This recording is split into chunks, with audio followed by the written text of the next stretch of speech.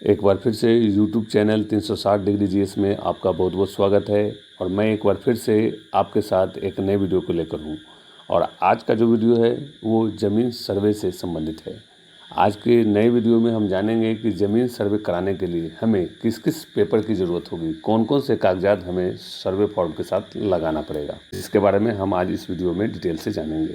तो आपको सबसे पहले पता ही है कि लगभग 45,000 से अधिक जो मौजे हैं यानी राजस्व ग्राम हैं, उनमें ज़मीन सर्वे की शुरुआत हो चुकी है और लगभग सभी मौजों में ज़मीन सर्वे शुरू है। कुछ मात्र लगभग 2611 मौजे हैं जिनमें सर्वे बाद में होगा। ये मैं आपको अपने पिछले वीडियो में इस बारे में बता चुका हूँ सर्वे का, उसको भी आप जाके देख सकते हैं। और अब जो ये सर्वे है इसमें कौन कौन से कागजात की ज़रूरत होगी इसके बारे में हम बात करते हैं। तो सबसे पहले आपको जो है आवश्यक है 2 फॉर्म।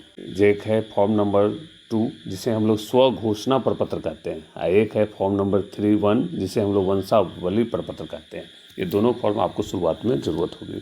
इसके बारे में मैं वीडियो बनाने वाला हूँ कि फॉर्म 2 और फॉर्म 3 को कैसे भरना है। इस दोनों प्रपत्र में स्व घोषणा का जो प्रपत्र 2 है वो रैयत या रैयत के वंशज द्वारा धारित भूमि जो है, उनके पास जो ज़मीन है उसका डिटेल भरकर ऑनलाइन या ऑफलाइन रूप से जमा करना है। ऑनलाइन अगर आपको करना है तो आप बिहार सरकार के वेबसाइट पर जाकर इसको अपलोड कर सकते हैं आप अपने कागज़ को, या फिर ऑफलाइन तरीके से आप अपने अंचल के सर्वे शिविर कार्यालय में जाकर इसको जमा कर सकते हैं। आगे बात करें तो जो जमाबंदी रैयत अगर जीवित हैं तो उनको सिर्फ प्रपत्र 2 जो है वो भर कर देना है।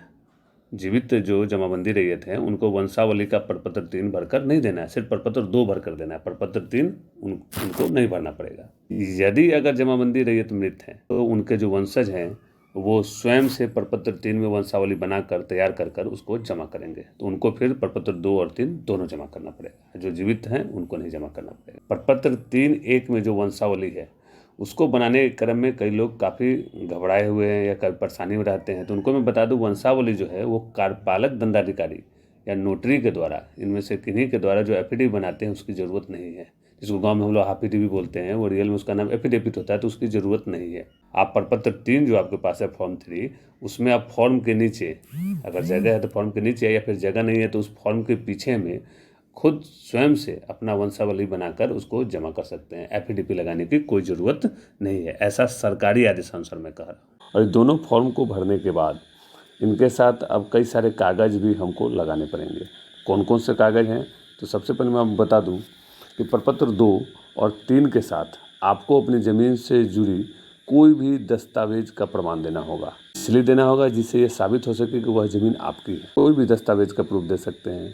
उसमें कौन कौन से कागज़ हम दे सकते हैं उसके साथ, जैसे कि आप खतियान दे सकते हैं अगर आपका पुश्तैनी ज़मीन है तो, या रजिस्ट्री कराए हैं तो रजिस्ट्री का दस्तावेज दे सकते हैं जिसे हम लोग केवाला भी बोलते हैं। बास्किट पर्चा अगर आपको मिला है तो वो दे सकते हैं। आप अगर अपने ज़मीन का जो कर चुका रहे हैं तो उसका जो रसीद होता है, लगान रसीद, वो दिखा सकते हैं। खाता पुस्तिका की फ़ोटोकॉपी दे सकते हैं। कोर्ट से अगर आपको कोई डिग्री प्राप्त हुआ है ज़मीन पे तो वो दिखा सकते हैं। जमाबंदी पंजी की जो प्रति है उसको सत्यापित करा के आप दिखा सकते हैं। दाखिल खारिज का आदेश का आपके पास प्रति है वो है, शुद्धि पत्र की प्रति है। इस तरह बहुत सारे कागजात में से कोई भी 1-2 कागज़ आप दिखा के अपने ज़मीन का प्रमाण दे सकते हैं। आगे बढ़ते हैं तो आपको बता दूँ कि यदि बहन, बुआ या बेटी ज़मीन में अगर हिस्सा नहीं चाह रही है या ज़मीन में हिस्सा, उनकी इच्छा है कि हम ज़मीन में हिस्सा नहीं लें, तो आपको उनसे एक अनापत्ति प्रमाण पत्र यानी एनओसी बनाकर फॉर्म के साथ यानी फॉर्म 2 और 3 के साथ लगाना पड़ेगा। लेकिन एक शर्त यह भी है कि फॉर्म के साथ लगाने के बाद ज़रूरत पड़ने पे अंचल अधिकारी या सर्वे अधिकारी के सामने जाकर उनको इस बात का इकरार करना पड़ेगा कि मुझे इस ज़मीन में हिस्सा नहीं चाहिए।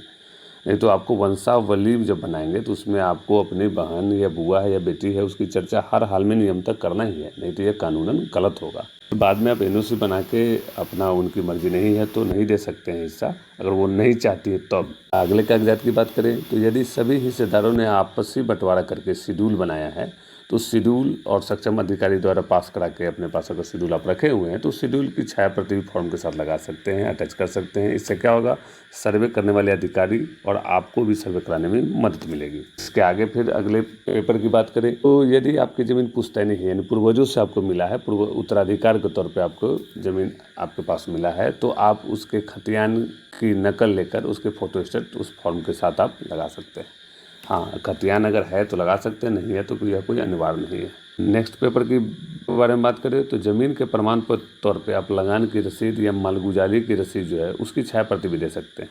और लगान या मालगुजारी की जो रसीद है एकदम अपडेटेड है तो अच्छी बात है, अगर नहीं भी अपडेटेड है, कुछ साल पुराना भी है तो वो चलेगा, सरकार द्वारा इसकी मान्यता दी जा रही है। यदि रसीद जो आपका है वो पूर्णतः अपडेटेड नहीं है, कुछ साल पुराना है, तो उसके लिए घबराने की ज़रूरत नहीं, पैनिक होने की ज़रूरत नहीं है, वो भी मान्य है। ठीक है। अब अगले कागज़ की बात करें तो ज़मीन जिनके नाम से, वो अगर जीवित नहीं है, यानी जिनके नाम पे ज़मीन चढ़ा हुआ और वो मृत हैं, तो उस मृत रैयत जो है, ज़मीन मालिक है, उनका मृत्यु प्रमाण पत्र की छाया प्रति आपको लगानी है। और यदि मृत्यु प्रमाण पत्र नहीं है तो सिर्फ मृत्यु तिथि डालकर भी आप फॉर्म 2 और 3 को भर सकते हैं, क्योंकि पहले के पूर्वज जो बहुत पहले गुजर गए, काफ़ी पहले, कई 1 साल मान लीजिए 40-50 साल पहले, तो उनका कहाँ से मृत्यु प्रमाण पत्र उपलब्ध हो पाएगा। तो ये अनिवार्य नहीं है, उसका मृत्यु तिथि भी आप डाल सकते हैं। आगे बात करूँ तो अगले प्रमाण के तौर पे आपको बता दूं कि मृत जो जमाबंदी रैयत है, अर्थात जो मृत जमीन मालिक है, उनके वारिस होने से संबंधित प्रमाण आपको देना होगा। जैसे अगर कोई मृत जमीन मालिक है, वो उनका अगर आवेदनकर्ता के नाम पर ज़मीन ट्रांसफ़र होना चाहिए तो आपका उनसे क्या संबंध है, पुत्र हैं कि पुत्री हैं कि बहू हैं, किस तरह का संबंध है, तो संबंध को दर्शाने वाला प्रमाण कोई आपको देना पड़ेगा, जैसे आधार कार्ड है, वंशावली प्रमाण पत्र, कुछ भी आप दे सकते हैं। अगले कागजात की बात करें तो यदि कोई ज़मीन आपको कोर्ट यानी न्यायालय के आदेश से प्राप्त हुई है, अर्थात कोर्ट ऑर्डर आपको दिया है कि ये ज़मीन आपकी है, आपने डिग्री हासिल कर लिया है कोर्ट से, तो उसकी छाया प्रति आपको फॉर्म के साथ लगानी है, अगर इस तरह का कोई ज़मीन आपके पास है तो। और सर्वे अधिकारी द्वारा जब मांग की जाएगी तो उसकी मूल कॉपी भी आपको उनको दिखानी होगी। इसके अलावा यदि किसी के पास क्रय की गई भूमि है, यानी खरीदा गया ज़मीन है, या फिर बदलैन किसी से आपने किया है, या फिर दान में किसी को कोई भूमि अगर प्राप्त हुआ है, तो इस तरह का अगर कोई भूमि है तो उससे रिलेटेड जो दस्तावेज है उसकी फ़ोटो कॉपी आपको अपने फॉर्म 2 और 3 के साथ लगाकर जमा करना पड़ेगा। अगले पेपर की बात करें तो आवेदनकर्ता जो हैं उनको अपने आधार कार्ड की छाया प्रति फोटोस्टेट फॉर्म के साथ संलग्न करना होगा। इसी तरह जो आवेदन करता है उनको अपने वोटर कार्ड की भी छाया प्रति अर्थात फोटोस्टेट भी फॉर्म के साथ लगाना पड़ेगा। आधार कार्ड और वोटर आई कार्ड इसलिए कि नागरिकता के साथ साथ आपका आधार कार्ड से मतलब संबंध भी स्थापित हो पाएगा जो मृत रैयत हैं या मृत जमीन मालिक हैं उनके साथ, इसलिए भी जरूरी है।